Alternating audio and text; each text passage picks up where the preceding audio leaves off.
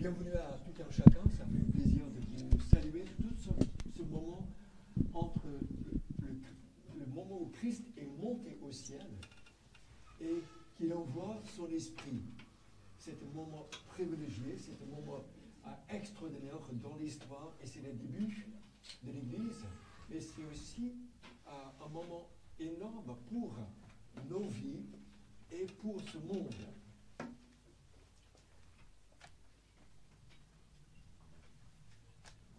Recevons la plénitude de l'Esprit de Dieu.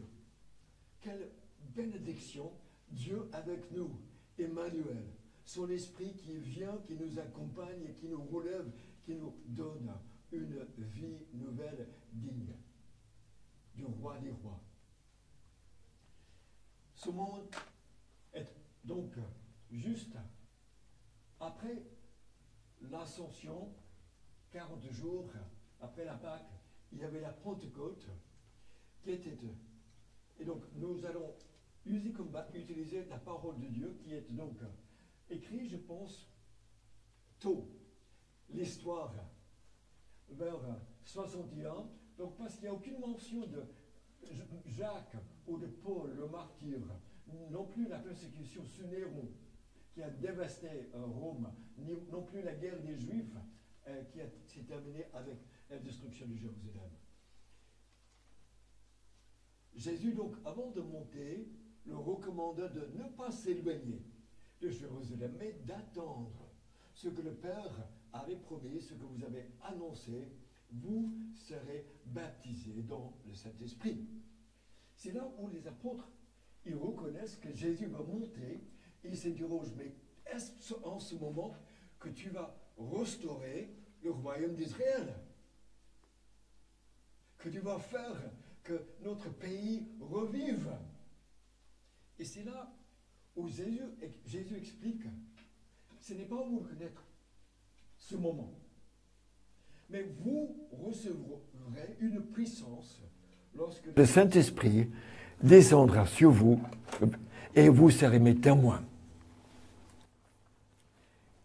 Il dit qu'il enverrait l'Esprit. C'est-à-dire qu'avant qu'il nous revienne, avant que le royaume soit consommé, avant que tout Israël soit donc restauré, il y a une tâche primordiale et énorme pour laquelle il envoie son esprit, sa personne, pour nous accompagner et veut nous confier cette tâche avec les apôtres. Et puis, il est enlevé au ciel. Et il dit qu'il reviendrait. Entre-temps, c'est nous, avec son esprit, qui sommes confiés Jésus-Christ et le monde. Par sa puissance et par sa grâce. À la Pentecôte, c'était une fête ancienne juive, 50 jours après la Pâque ancienne aussi de l'Exode, où on venait célébrer les prémices des fruits. Et c'est à ce moment-là que Jésus déverse son esprit. Et les premiers fruits sont des fruits éternels pour Dieu le Père, suite à la mort expiatoire de Jésus-Christ. 3 fois par an, tous les hommes juifs devaient se présenter à Jérusalem, et donc Jérusalem est blindée, remplie. Une petite vidéo, donc je me remets à la technique pour nous aider à réguler. Jésus leur demande de rester à Jérusalem et d'attendre de recevoir une nouvelle forme de puissance qui les habilitera à être des témoins fidèles de Jésus et de son royaume. Il leur révèle ensuite que leur mission débutera à Jérusalem, pour se poursuivre en Judée, puis en Samarie, et de là s'étendre à toutes les nations. C'est comme une feuille de route pour tout le livre des Actes. Ensuite, les disciples ont assisté au couronnement de Jésus en tant que roi de toute la création. Puis les disciples se sont mis à attendre cette puissance promise en se demandant à quel moment elle surviendrait. Jusqu'au jour de la Pentecôte, c'est en fait une très ancienne fête israélite qui se déroule au début de l'été, et à l'occasion de laquelle des pèlerins juifs provenant des 4 coins du monde viennent par milliers à Jérusalem. On y voit toutes ces différentes langues et cultures se côtoyer dans la ville. Pendant que les disciples sont réunis dans une maison, ils sont surpris par un souffle puissant qui s'accompagne de feu. Les flammes se divisent pour former des langues de feu qui planent au-dessus de leur tête. Mais qu'est-ce que cela signifie? Luc fait le lien avec un thème récurrent de l'Ancien Testament, à commencer par une manifestation similaire de la présence de Dieu au mont Sinaï, où Dieu a scellé une alliance avec Israël et leur a donné les 10 commandements. Puis plus tard, quand la gloire de Dieu est descendue comme une colonne de feu en inondant le tabernacle où Dieu venait demeurer parmi son peuple. Sauf que là, c'était une seule colonne de feu. Il n'y en avait pas plusieurs. Tout à fait. Luc relève un principe majeur dans cette image. La véritable présence de Dieu qui demeurait dans le temple, cet esprit qui lui est propre vient maintenant établir sa demeure dans le nouveau temple qu'est le corps de Jésus, autrement dit son peuple. C'est exactement ce qu'avaient prédit les prophètes d'Israël. Les disciples sont devenus des petits temples mobiles où Dieu habite désormais. C'est alors qu'il commence à parler de Jésus, mais en s'exprimant dans des langues qui leur étaient inconnues auparavant. Pourtant, tous les visiteurs arrivent à comprendre ce qu'ils disent. Comment est-ce possible? Et voici l'explication que nous savons en partie, mais je m'émerveille de réécouter. Dieu verse son esprit sur nous tous. Ils entendent donc un bruit de vent, un souffle, qui est dans l'Ancien Testament. Dieu a créé l'homme, il a insufflé la vie. Donc du ciel, Jésus envoie l'Esprit pour donner cette vie spirituelle, pour nous ranimer à la vie et aussi pour nous faire connaître sa personne. De deux, on constate, pas simplement qu'on entend, mais on voit les langues, les petites méchettes, les flémèches individuelles du feu. Comme expliqué la vidéo, c'est chacun qui était donc a reçu l'esprit. C'était plus l'esprit du temple, c'était plus le feu du tabernacle qui guidait en colonne, mais maintenant c'était chacun qui devient temple de Dieu. Les gens qui sont venus de tous les pays sont maintenant, c'est l'esprit de Dieu qui est envoyé dans tous les pays. Ce n'est plus Jérusalem, c'est Dieu qui descend, c'est Dieu qui vient établir sa présence et qui purifie, parce qu'il est Dieu saint et il donne son esprit. De trois, ils entendent parler des langues, des merveilles de Christ. C'est ça qui va expliquer Pierre dans quelques instants. Et dans sa langue maternelle. Les Juifs de toute nation, ici c'est la langue haute. Et ils étaient confondus. Parce qu'on entend parler chacun dans sa langue maternelle. Et pourtant, ils étaient tous des Galiléens. Donc ils courent. Les centaines de milliers de Juifs qui sont à Jérusalem, certains courent pour demander stupéfaits, c'est quoi? Pourquoi entendons-nous les merveilles de Dieu dans notre langue maternelle? Ils sont des Galiléens, des incultes. Et pourtant, nous, on entend parler les merveilles de Dieu dans toutes les langues de toutes les régions d'où nous sommes venus. Or, chambre haute, les 120 étaient sur le côté sud-ouest, et le temple donc est là, à 400 mètres, donc, et les pèlerins remplissent Jérusalem, donc ils accourent. Alors certains demandent, qu'est-ce que ça signifie? Et vous en savez plus. Ils sont ouverts à comprendre qu'est-ce que Dieu montre, qu'est-ce qu'il fait. Mais d'autres disent, ils sont sous. C'est là où l'apôtre Pierre se lève. Il est debout. Dernière fois qu'on voit Pierre, Jésus lui parle, le restaure, parce qu'il avait nié en maudissant le Christ. Or maintenant, il est debout devant des centaines ou des milliers de gens autour de lui, et Dieu lui donne son esprit. Et il est sans complexe, il est libre, et il y parle. Qu'est-ce que Dieu fait? Il s'exprime donc d'une voix forte, et il leur demande, il leur supplie, comprenez, prêtez oreille. Et quand Dieu bénit et agit, combien c'est bon d'entendre et de savoir, de comprendre ce que Dieu veut bénir et faire dans ma vie. et Pierre cite la Bible. Donc, c'est-à-dire que l'expérience est interprétée par la Bible. Or, Pierre, parfois, on le relègue comme un Galiléen, l'homme de pêche. Hein, il parle plus vite que Lucky Luke et son ombre. Mais, notons bien que Pierre cite le prophète Joël. C'était un homme profondément ancré dans les Écritures. Et donc, Dieu s'en sert. Dans les derniers jours, dit-il, dit Dieu, je déverserai de mon esprit sur tout être humain, vos fils et vos filles prophétiseront. Littéralement, devant, Féimi, parler. Ils vont parler pour Dieu. Et vos jeunes gens auront des visions, vos vieillards auront des rêves. Oui, sur mes serviteurs et sur mes servantes, durant ces jours-là, je déverserai de mon esprit et ils prophétiseront.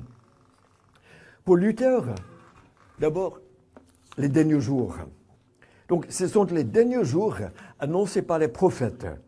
Isaïe 2, Jérémie 23, Ézéchiel 38, qui annonçaient les jours messianiques où Dieu visiterait la terre. Et les prophètes, les apôtres ont compris. C'était un moment exceptionnel. Le Christ et le royaume promis a donc commencé. Et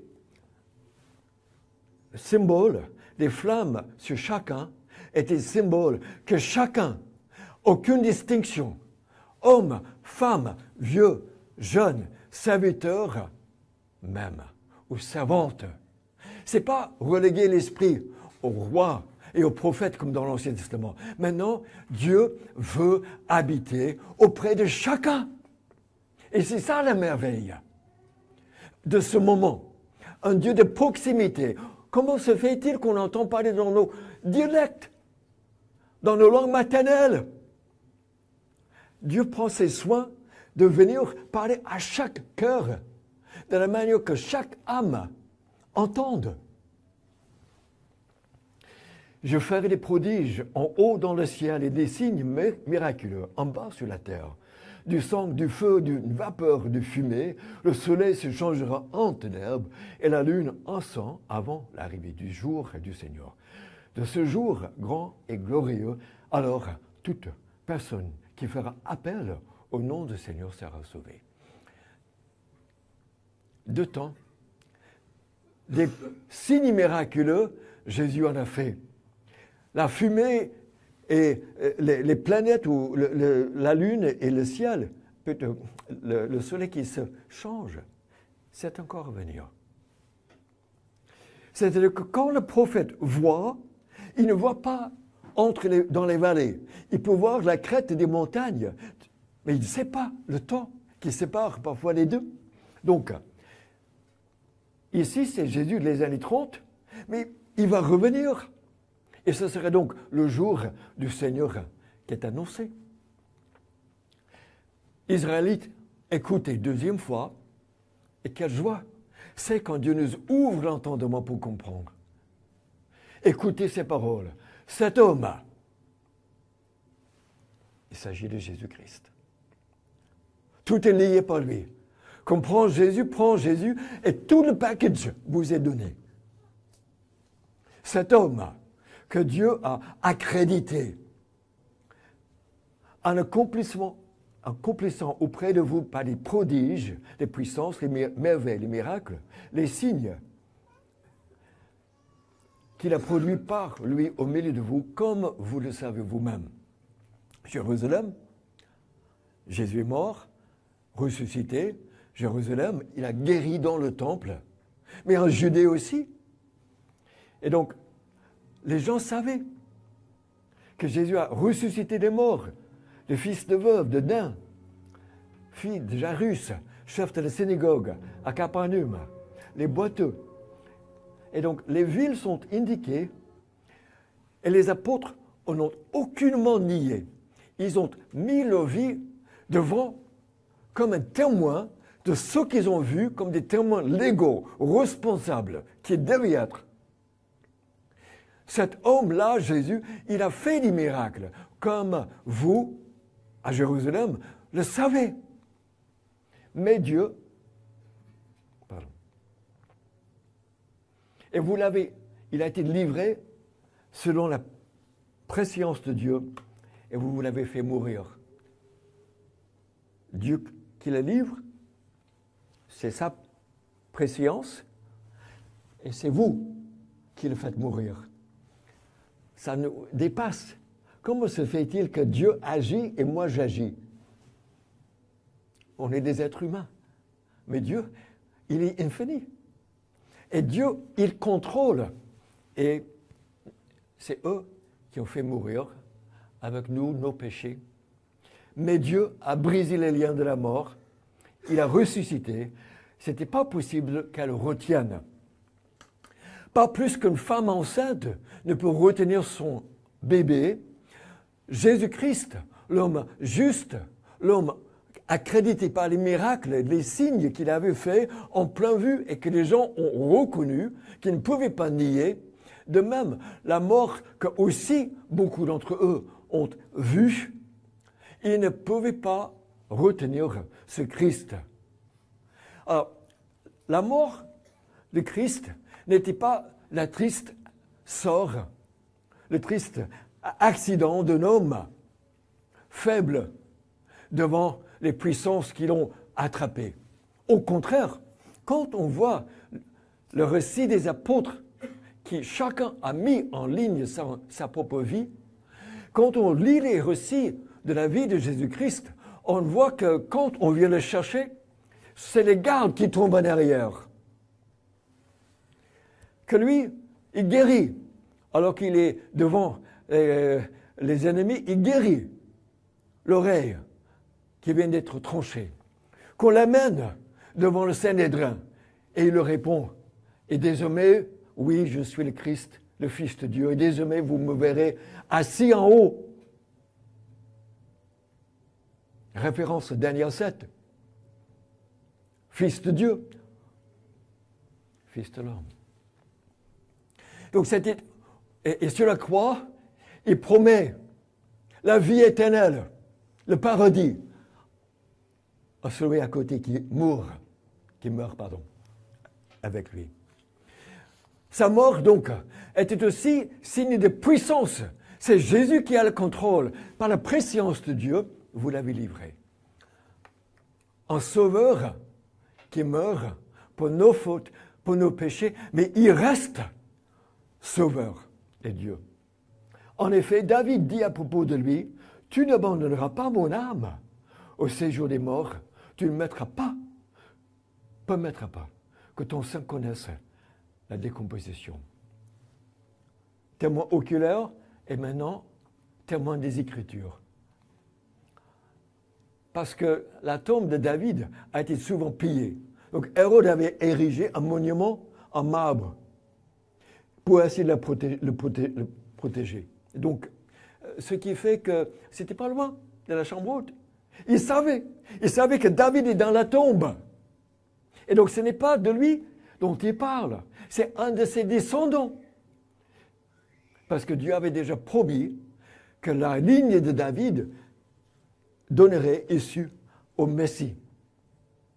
Et donc il parle de la résurrection du Messie, annoncée par David. Donc, sur quoi il est élevé. Pas simplement un Dieu, un Christ ressuscité, mais aussi un Christ élevé. Et c'est là le point final de l'apôtre Pierre pour l'explication. Quand il est élevé, il a droit. Il est assis à côté du Père. Il a le même titre. Et de son élévation, il envoie son esprit. Et c'est ça le phénomène qu'ils ont perçu. C'est que le Christ, mort pour les péchés, est bel et bien vivant, prophétisé par David, vu par les témoignages des apôtres, et maintenant encore, il est élevé à la droite du Père, exalté au plus haut niveau, assis à côté de Dieu le Père. Personne ne peut le faire, sauf son égal. Et puis Pierre cite un dernier psaume, le psaume 110, verset 1. L'Éternel, Yahweh, le tétragramme des Juifs, le nom que l'Éternel a révélé à Moïse, a dit mon Seigneur. L'Éternel dit à mon Seigneur. Et à mon Seigneur, c'est David qui parle. Et c'est son fils David qui est son Seigneur. L'Éternel dit au Seigneur.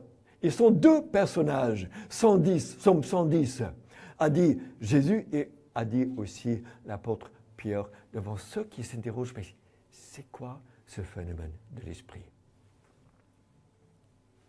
Jusque ce que j'ai fait de tes ennemis, ton marchepied.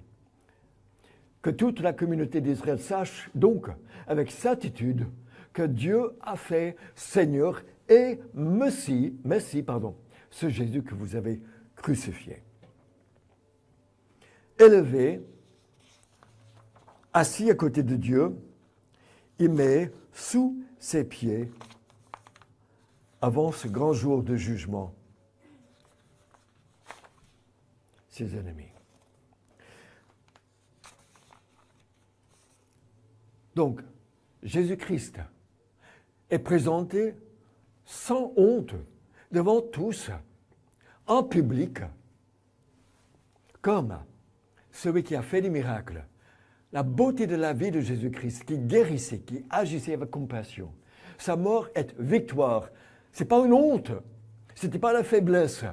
C'était vraiment preuve de compassion. Il ne s'est pas détourné de nous, de nos fautes, de nos péchés. Il est allé à la croix. Il ne se détournera pas de toi.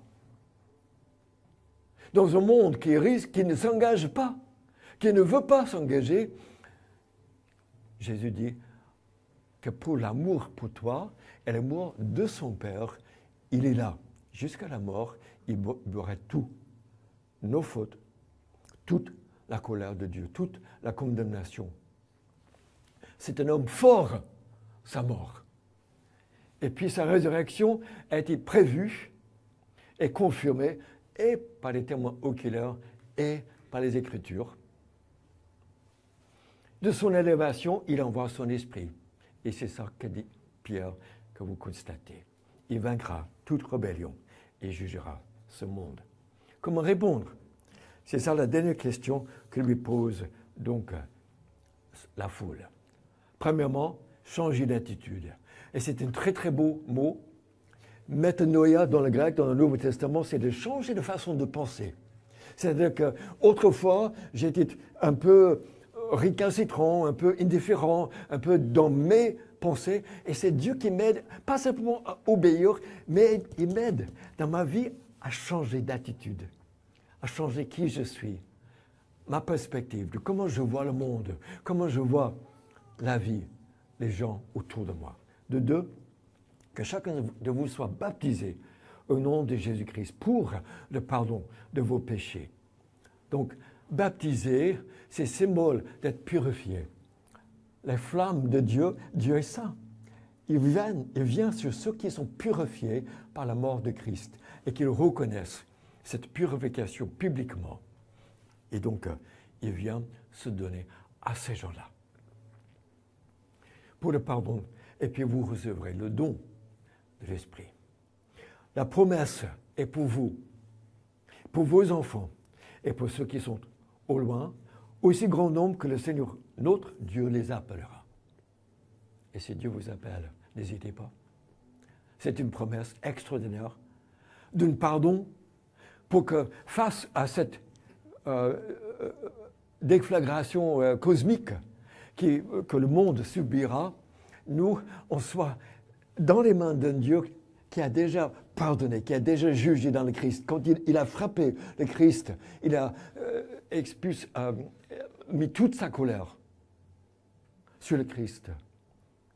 Et donc de le recevoir, il vous donne son esprit parce qu'il vous aime et veut vivre avec chacun. Chacun. Que chacun donc croit, que chacun donc soit baptisé comme signe qu'on est purifié par ce sang. Cette mort, c'était pour moi, pour nous. Et puis, il vous donne le don de son esprit. Or, ce jour-là, les 3000 qui étaient dans la présence d'entendre, ils courent vers les bains rituels qui sont à proximité. Ici, il y a un bain rituel juif qui est devenu un baptistère chrétien. C'est à 50 mètres. C'est 50 mètres quand on sort de la chambre haute. C'est juste à côté. Et donc, les chrétiens ont approprié, à côté du temple, et... En bas, vous avez une crypte. Une crypte chrétienne. C'est un bain rituel juif qui est devenu chrétien. Donc, ce sont les premiers chrétiens qui étaient juifs à l'époque. Donc, avant la croix, vous avez, comme symbole chrétien, ce symbole, en tout cas du poisson et de la menorah. Ça ne fait pas plus juif que ça. Donc, alors pour oindre les gens, vous aviez une pierre. Ici, c'est écrit en araméen ou en hébreu, les shemen haroach, pour l'huile de l'esprit. Et donc, sur ce piédestal, avec le même symbole, on aurait mis cette fiole. Hein, et c'est avec cette fiole-là qu'on fait l'onction des premiers chrétiens après leur baptême, ici en bas. Donc, on baptise les gens et on les oint d'huile. Ici, c'est un témoignage phénoménal de la première église de Jérusalem. Un témoignage phénoménal. Juste à côté, à 50 mètres, il y avait tant de Juifs qui ont entendu parler, qui ont cru ces références de David au psaume, dans les psaumes, au Messie, au roi à venir, tant qui ont aussi cru les témoignages des témoins oculaires, qui avaient vu aussi les miracles, qui se font baptiser sur le champ. Et c'est ça qu'a dit donc l'apôtre Pierre. La promesse de Dieu est pour tous. Pour nous, pour nos enfants, a dit Pierre, et pour ceux même qui sont au loin. Il y a des gens encore qui sont loin, qui n'ont peut-être pas encore entendu. Mais quelle promesse! Un Dieu qui pardonne, un Dieu qui parle directement dans sa langue, à son cœur. Un Dieu qui vient par son esprit, un Dieu qui n'a pas hésité de prendre notre condamnation pour que nous ne subissions pas pour l'éternité. Et un Dieu qui veut aussi nous donner une liberté pour vivre, comme le Christ, et un Dieu qui pardonne, un Dieu qui aussi nous relève, un Dieu qui aussi répond sa vie, sa puissance pour que nous vivions. La promesse de Dieu, donc, pour tous, l'Esprit est donné à ceux qui croient et qui sont pardonnés et qui l'attestent par le baptême. L'Esprit, donc, donne un cœur nouveau, promis, depuis Ézéchiel 36. Il nous permet de comprendre les pensées de Dieu et de nous changer nos attitudes progressivement. L'Esprit donne aussi comme une marque d'appartenance. Tu es à Dieu. Tu lui appartiens. Tu es à lui, tu es famille. Il ne va pas t'abandonner. Et puis finalement, tu deviens son temple. Digne, distingué, démarqué, où le Dieu d'éternité, le Christ exalté, élevé, demeure avec toi. La Bible donc parle du baptême de l'Esprit. C'est Jésus et Jean-Baptiste qui ont énoncé un événement futur en Marc 1 et Acte 1.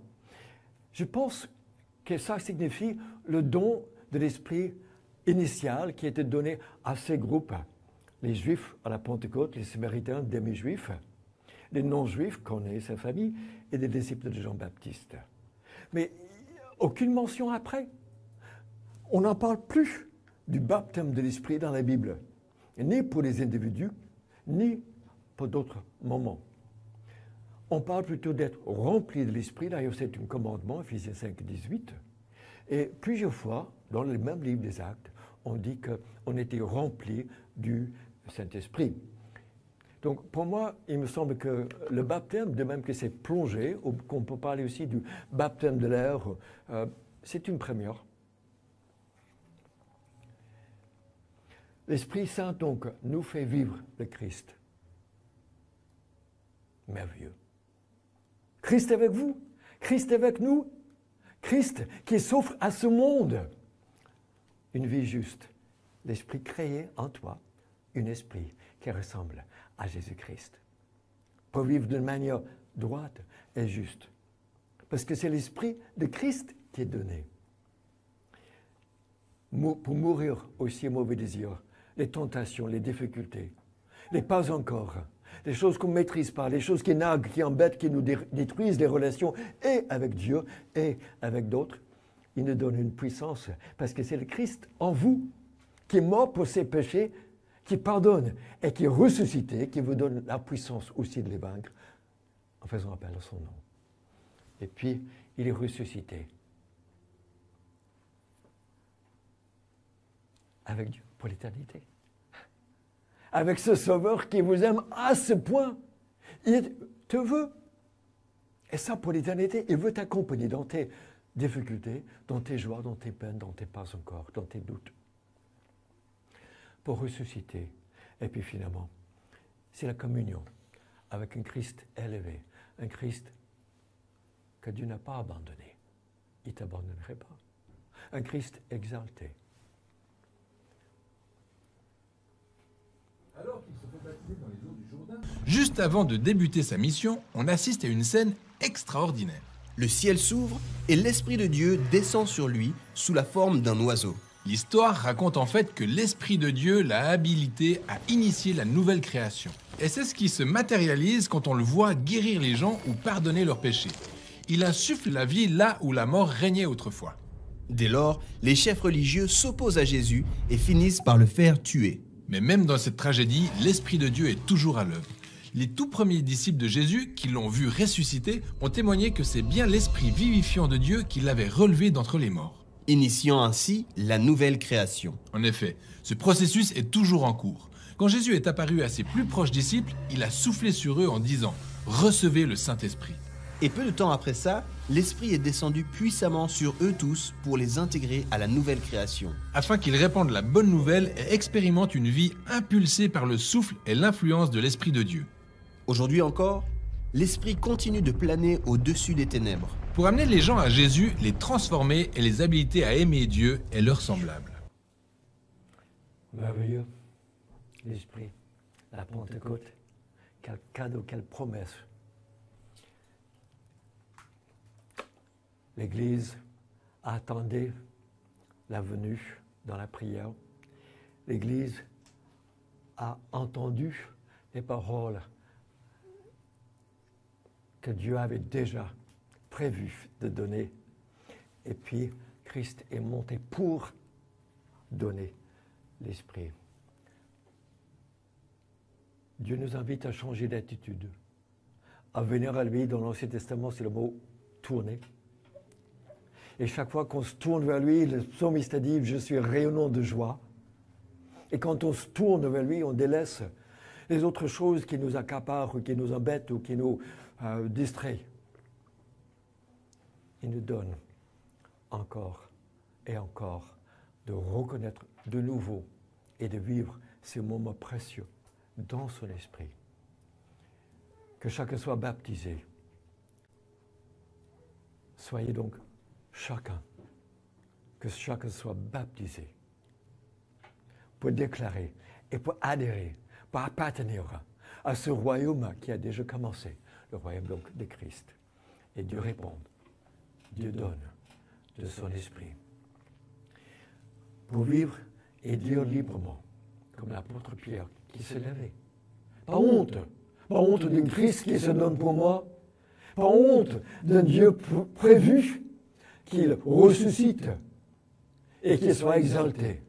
Pas honte de vivre avec ce Dieu, mais au contraire, ils ont parlé des merveilles de Dieu. Que Dieu aussi vous bénisse richement et qu'il vous donne sa grâce, sa puissance, sa présence afin d'annoncer une très très bonne nouvelle que Dieu nous donne de son esprit.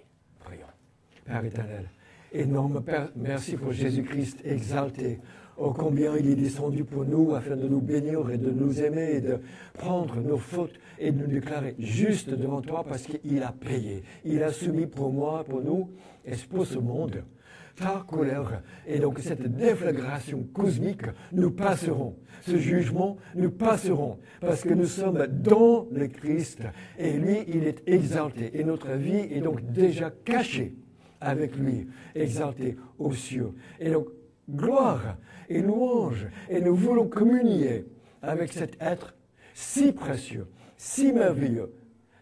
Seigneur, donc, là où nous hésitons, là où nous luttons, là où nous doutons, oui, aide-nous, Père, à nous tourner, changer d'attitude, afin de venir, de réentendre ce Christ exalté, tes promesses affirmées, afin que nous-mêmes, nous puissions vivre ainsi les merveilles et que nous puissions aussi dire dans des mots simples, dans des mots qui sont compréhensibles par nos semblables, qu'il y a une très, très bonne nouvelle, Jésus-Christ.